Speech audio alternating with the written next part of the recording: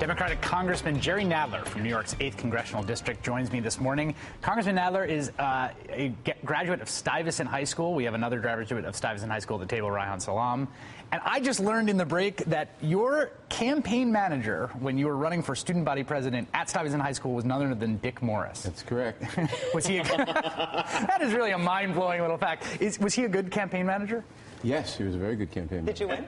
Yes, I did. Of course he did. He's sitting here. He's got the button. People who lose that race don't go on to become congressmen. Congressman, the sort of big headline today is the president is going to roll out in tomorrow's speech what they're calling the Buffett rule at the White House, which is going to be essentially a new version, I think, of the alternative minimum tax, the AMT, which has bedeviled the tax code forever. It's going to say if you make over $1 million, there's a minimum rate you have to pay. What do you think of the idea? I think it's an excellent idea. It begins to make the tax code semi-fair. The tax code has got all sorts of exemptions in it, like the capital gains that you don't pay regular rates on, that make the tax code very unfair to middle-class and low-income people. This will begin a little to reestablish that and raise a lot of revenue.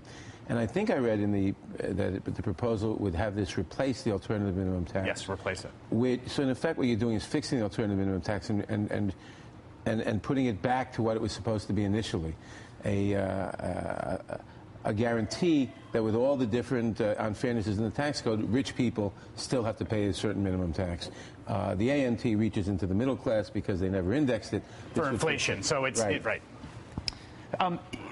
My question about the sort of tax code fairness issue, and this, you represent New York City. There's a lot of people that make a lot of money from finance here, and you must get a lot of campaign donations from them, and you must see them all the time.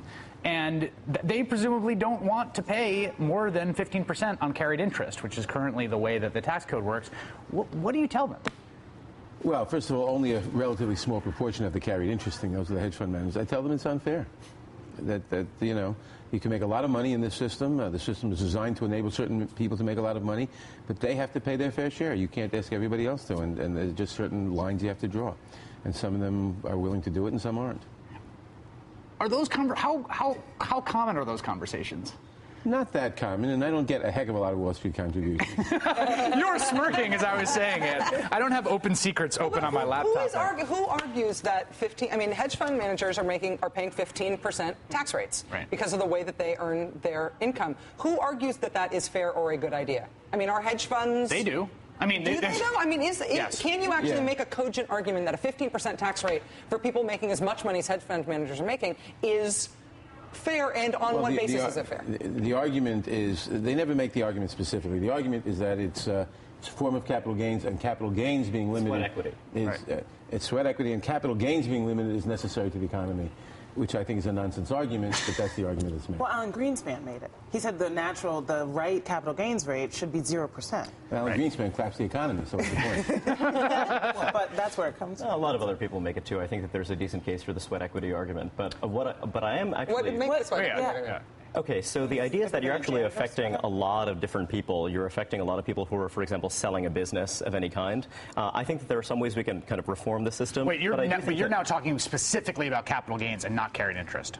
But it's also a form of sweat equity. So, for example, you could just change the name of what you're calling it and then have a different tax structure. The question is, are you going to provide different tax treatment for when you're selling a business or something along those lines? And I think that it's about whether a capital income should be treated differently, and we disagree on that. The basic argument is that as a matter of equity, people who make equal income should pay equal taxes. Right. The argument is then made that capital gains should be taxed less so that people, in fact, invest their income. I've seen no empirical evidence that people are not going to invest or take risks if they think they're going to make real profits because the tax rate will be higher or lower. Well, it's anxiety about the double taxation, the so-called double taxation. No, but that's a really important point, I think, because what ends up happening is there's two discussions that end up happening. We have a tax discussion. There's a discussion about fairness and principle.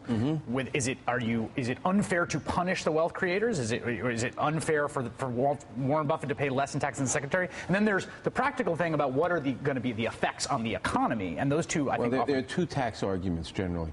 to say that it's unfair to punish tax creators, we're not punishing tax creators any more than we're punishing wage earners. Right. The idea is you've got to raise revenue to a certain amount, and the question is how much revenue do you want to raise, and what's the fairest way to do it? And the fairest way to do it is to tax people of equal incomes equally.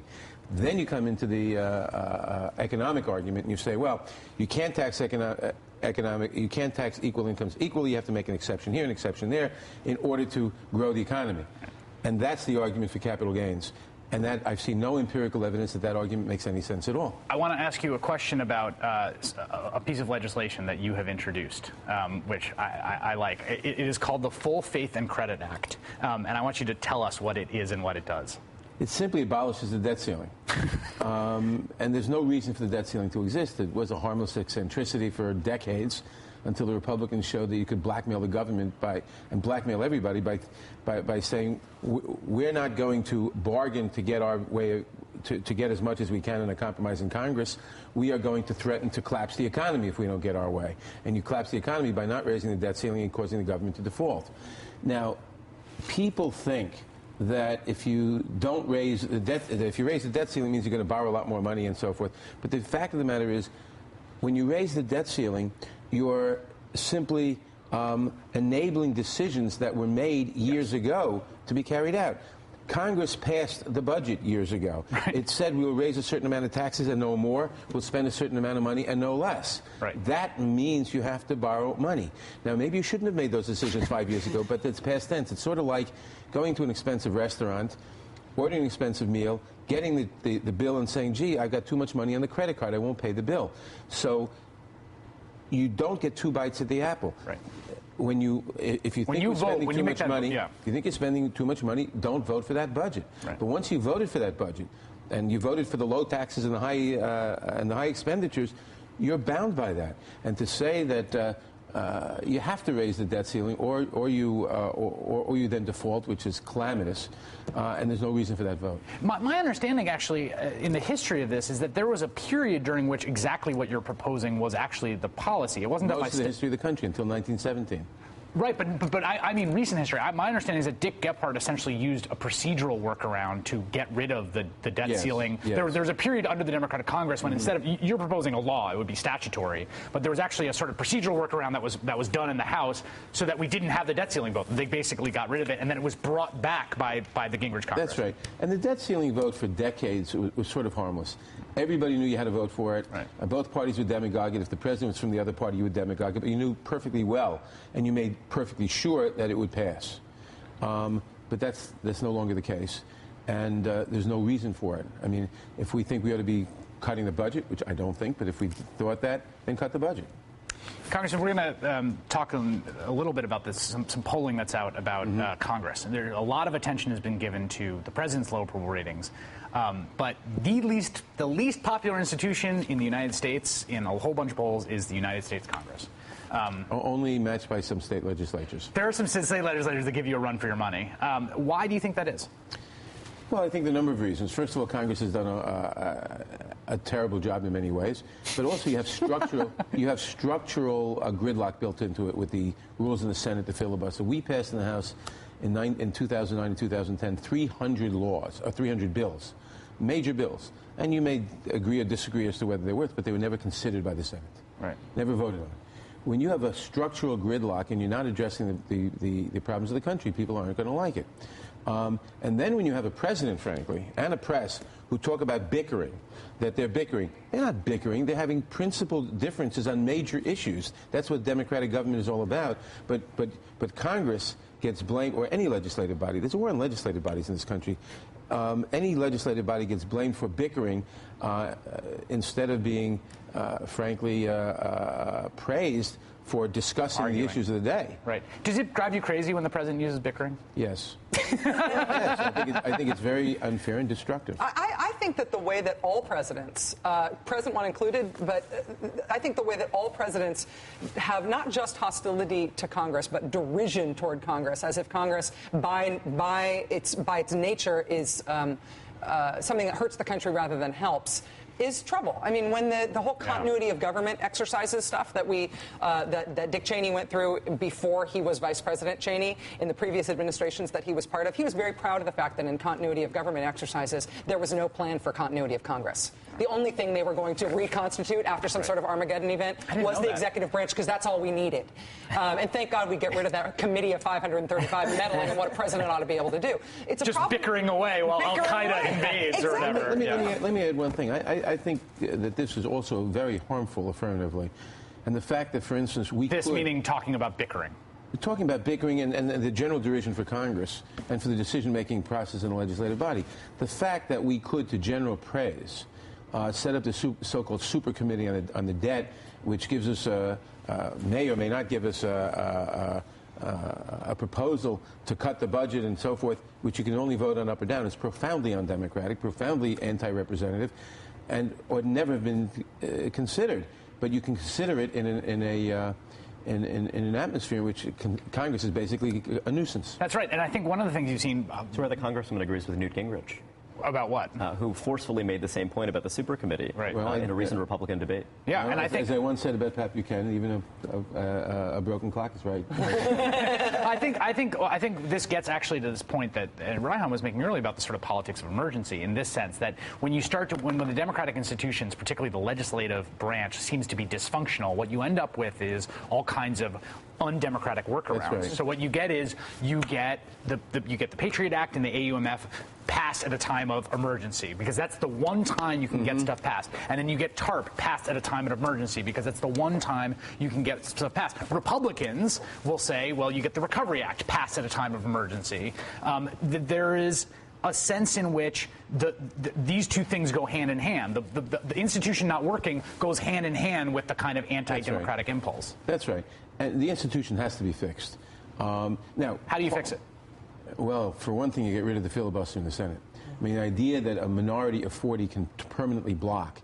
And the fact is that given our politics, you're always going to be playing within the 40-yard line, which means that the Democrats, whether the Democrats control the Senate or the Republicans control the Senate, the minority party is going to have the power to block, which means no one has the power to do anything that the other side doesn't represent. Again, the electorate can make a decision in an election.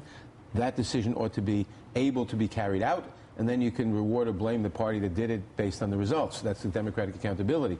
We now have a situation where everybody just gets apathetic and alienated because you can't carry out decisions, and you can't campaign and say, if elected, I will do this, and then actually do it. I have a structural question about Congress and the way we do stuff. Democrats are in control in the Senate. The way that the Senate has its anti-democratic workarounds is that it forms gangs, right? They have little bipartisan gangs that they have work on things because they can't go through the committee structure. What are the committees for then? But whenever they form these gangs, Democrats have a majority. The gangs are always equally bipartisan. Yes. Why aren't the gangs reflective of what people have voted for, which is a majority Democratic Senate? And why do Democrats cede the partisan advantage that they have in these groups that do the actual work? It makes me crazy. And the supercommittee, of course, and this is a different case because the House is Republican in this case. The supercommittee is the same thing, right? It's down the line bipartisan. And I think that there's a case to be made that is an epiphenomenon of the filibuster. I mean, that flows from the filibuster because the leverage is there in the Senate with the 40 votes to block stuff. Don't forget, the founding fathers designed Congress and the system of government generally to block action. It's already very biased against action, inherently. When you add to that the filibuster and some of the other undemocratic procedures in the Senate, it just makes it impossible. And I was going to say that we know that Mitch McConnell, if he wins the Senate, if the Republicans take back the Senate, that's the first thing he's going to do is get rid of the filibuster. Right? If he's got the majority, he's going to do that. What a lot of progressives were fighting for in the past year or so. He's going to do it. I think the filibuster, actually, I think I disagree. I think the filibuster is inherently a reactionary institution. And so I think that if they know over a long period of time, and I think if they know what's good for them, they would keep it precisely for that reason, but they may get drunk on power. Most politicians don't operate over a long period of time. That is true, except for our esteemed guest, Democratic Congressman Gerald Nadler from New York's 8th District, former student body president of Stuyvesant High School. That's the top line of your bio. This was great. Come back again, please.